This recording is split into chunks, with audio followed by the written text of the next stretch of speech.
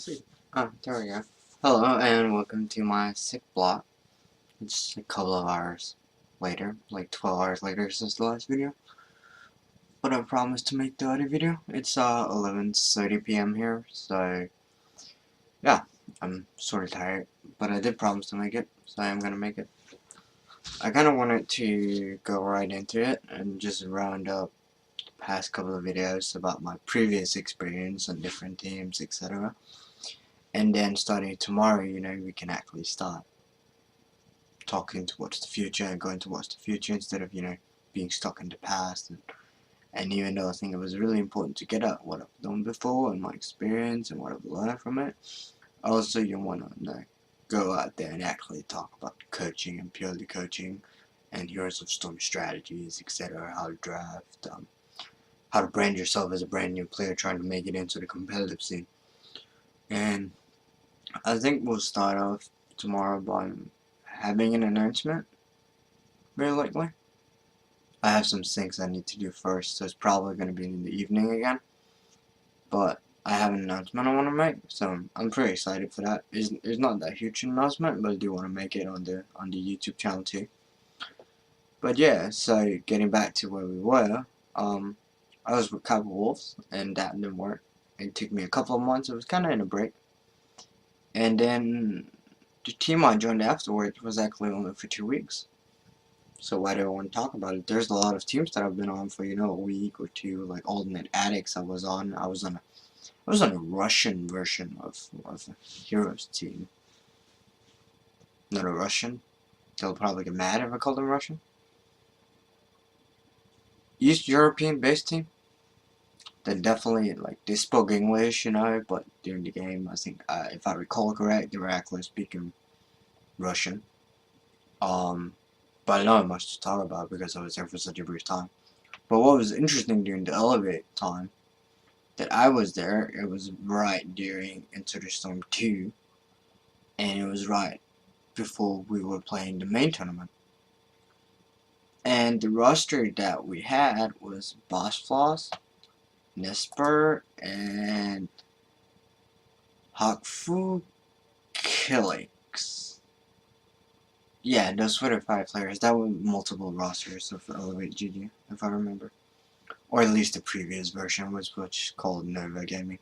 I was a good friend with their manager, Sort, and he kind of brought me onto the team. And that's how I started there. What was interesting for me was that, it wasn't a team without a structure. There was a structure. There was a manager. We had Laura Laney as director of the team. As much as she was the director of the team, she was in charge of, managing at a higher level. And we had a head coach, which was called Source. Source was the head coach. So I just kind of came into an infrastructure, and I had to fit in, and this was really just the first time in a team where I wasn't, I wasn't the person in charge. I wasn't in charge of making the infrastructure, and it wasn't my infrastructure. And it was really interesting, but it allowed me to focus completely just on analyzing the game and, bringing strategical stream points to the game, where Source was a bit newer back then. And he was a more experienced and more, mature guy, so he would focus on the actual coaching. I think what was the most interesting part is we came into the tournament as seed 16, and this was the biggest online cup there was at that time. And we ended up getting 2nd place in that tournament. We lost to Bob Ross fan club, the Noventic team. And it's pretty important to say that we absolutely got destroyed in the final. I recall we lost 4-0 or 3-0. And the only reason why we probably got 2nd place is because Cloud9 were in China. Cloud9 was not in China, we would probably have gotten 3rd. But nonetheless, we didn't just surprise, by getting to the finals. We pretty much surprised by beating every single team we beat. So it was really good. So what made us get there, As an underdog team coming into the tournament, you obviously, you don't expect a lot. And since you don't expect a lot, I think it was easier for the players mentally, going into the tournament. And they were already sponsored people, so there wasn't the pressure of, okay, we're going to really have to perform to get the sponsors and stuff like that. So the players were, they were pretty relaxed. and we sat down and we analyzed the other teams, and we really did our preparation correctly here. We didn't just sit down and analyze the other teams. We found the hero, which was Thrall. We brought Thrall back to NA. We brought a hero that we had a player that was really good at, and that was Nesper. And we put Thrall into solo lane in every single game we could. And Nesper, he would go around and get the solo kills all the time. And it was great. It was not only great because Nesper, he was really good at the hero, it was great because nobody else played it. So nobody else had really prepared him. And when people took him against us, we didn't just know how to play against him, they weren't at the same level we were in terms of playing Thrall. Here's the issue was when people actually banned Thrall. Which ended up happening later and later on in the tournament when you pick the same pick all the time. But if you go into a tournament as a joker pick or as an underdog, you're gonna need a kind of a surprise factor. That you can't just go in there with the same strategy that you always do in the same compositions and the same heroes that people are playing all the time. Because people, they know that. They might not think too much of you, they might not have researched you that much, but they're gonna have a feeling about what you play. And if you're an underdog team and you haven't improved, tremendously, and you go into the tournament just like the last time, nothing is gonna change. So we changed it up. We brought a new interesting pick, which I believe was played in Europe like a few days before the tournament, and we were like, that's it. We're gonna do that. And Nesper, he was like, hell yeah, give me this hero. You give me this hero, I'm really good at it. I'll show it. I'll prove it. And then we just went from there. It was really good. I was really happy. It was also probably one of my biggest achievement. Not in the way of like our tournament and how big the tournament was, but rather like from where we got to where we ended, it was really solid. Now, unfortunately, what happened showing after the tournament was I think we played Heroes Hype, and we got beat 3-0 by a team that we had just beaten 2-1. And it was really clear that they were on a way different level than we were. And the reason why was because we didn't have the time and we didn't make the preparation for the next tournament. We were solely focused on the big tournament. And it showed, okay, it wasn't the team that was necessarily at the level to get second place, but it was the overall strategy and the plan that we executed that was good enough at that time to be able to, shake the top of NA. And it was really good, not just for me as like a research material, but I think it showed a good point to, the entire team that, strategy matters more than just, being good at playing the heroes. Unfortunately, it wasn't like that. And I had to deal with some interesting feedback, and I was like, okay, I wasn't contracted with eLevateGG yet. So I was like, okay, I'm not gonna, it's not gonna be worth my time. It was really weird time schedule again, and I was getting interrupted while doing the drafting. The same strategy, or the same person doing the strategy for the previous tournament, was suddenly getting told not to do the draft in the middle of the draft. It was really strange. But I was happy with the tournament itself and the weekend that we had to really show, strategy matters. Strategy matters the most. You'll see it at the top of Heroes of Storm 9. That going into the tournament is not just about the mechanical state of the players or, how warmed up they are when they go into the tournament, but it's rather about, the strategy that people have prepared, not just for the major matches, from the group stage. If you're smart, it doesn't matter it matters how bad you are at Heroes of Storm, but even if you're not the best player, if you're a really smart player, you can make it work. You can win versus the best. I think that's what most of the world have showed us by now. Korea is struggling too. Is Korea struggling because they're worse players? No, probably not. But, the other regions, they're having different strategies, they have prepared other things that, Korea might not be expecting. So I think it's really interesting. And it's also what makes Heroes of Storm really interesting for me, is because it's such a strategical game, because it's not just about what the heroes does, it's also about what the heroes does in different maps and what the different maps does, right? And it brings so many different layers of strategy that every single week you'll see a meta change. It doesn't even matter if there was a patch or not. Even if there weren't a patch, you're going to see the meta change all the time, because the next time people are on that map, they realize something from the last tournament. Oh, people, they're doing this sneaky cheese strategy. We're gonna have to draft around that cheese strategy because we still haven't found a counter. And that's why you keep seeing the meta change.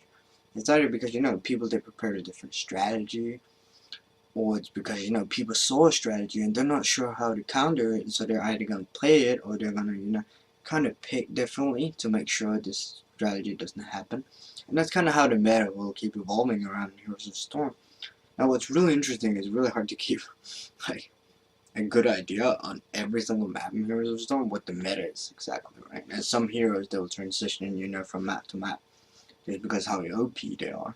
And they're not OP because, maybe some of them are like overtuned.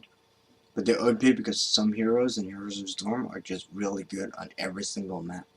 And it makes it such a consistent pick to pick in the early stage of the draft.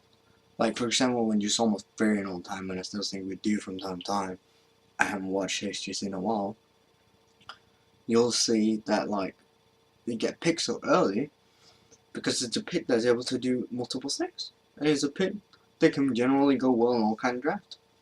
And that's an OP pick. It isn't because Twilight Doom, it's just OP, but it's OP because he's good at so many different things. Other people might disagree, but that's just my opinion on what makes an OP character or not in a competitive environment. Not in a Hero League environment, but in a competitive environment. That is what defines an OP character. Now, I was on all the teams. I was in Alternate Addicts. As I said earlier, I was on the Russian roster, the East European team, and I also did HotDogBurglars together with Sword later on, which was way later and ended up being my latest team actually. And HotDogBurglars was really interesting because it was me and Sword that was kind of dissatisfied with the amount of power you get from an organization that I have previously written kind of topic on and a lot of people have discussed. That coaching right now in the scene, you don't get the authority, but it's rather the players and the team captain that have the authority when he have found a sponsor. So when you come on as coach, you don't have the authority to really make the calls and the big decisions. Where we were like, okay, if we don't have that, then we're just gonna go there and we're gonna make our own team. We're gonna find 5 players and we're gonna work them together, and then we'll see how things work out. And it worked out pretty alright, but we didn't have the. I would say we didn't have the time. I think we had the talent. We had 5 decent players all the time, but since we had to rush because it was the qualifiers for HGC, and you know how Heroes of Storm works, if you don't qualify, you just ban. Well, it might change with the Open League now, but generally what happened back then was you don't qualify, you just ban. I rarely saw rosters that stick together. F not one. At least that's what I was saying. So it didn't really work out, and I was like, okay, I've been through so many failures, I've been through so many bad experiences. I want to be on a team for a longer time. I don't want to be on a team for 2 weeks. I don't want to be on a team for a weekend. It isn't the kind of person I am, and it's not what I want to do. And it doesn't help me that much with my coaching I do, because you just go there for a weekend. You don't change people's behavior. You don't change the mentality of the players, and you definitely do not change the way they strategically look at the game.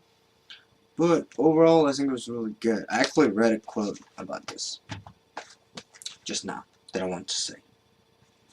This is a book I'm reading by Anthony Robbins, and it's really interesting. My mom actually gave it to me. It says, success is a result of good judgment. Good judgment is a result of experience. Experience is often the result of bad judgment. I thought that was really interesting to think about. When I read this chapter of the book, I was actually sitting looking at this quote, and I was like, yeah, it's probably true. So, even though it was bad experiences for me, some of these teams, and it didn't go very successful, I'm hoping that, I can take the experience, and in the future I can make better judgment when I get back into, casting for esports teams, which will happen. I'm not saying it won't. I'm just saying maybe not right now. But, then I'll be able to take the experience that I've gotten through my bad judgments back then and my lack of experience, and then, you know, make good judgments in the future. So, and that's pretty much all I have to say.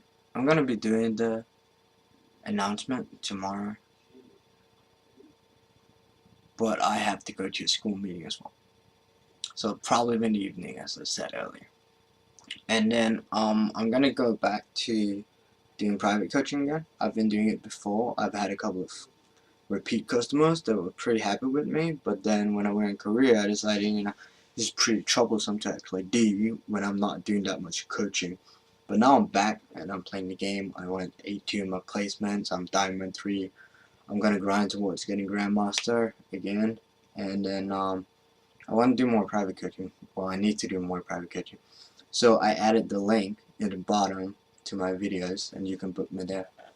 I'll probably drop the price by $5, and I'll attach a promo code. I'm coaching a gamer sensei that I used to work on. So, but yeah, thanks for watching again, and have a good night, morning if you're American.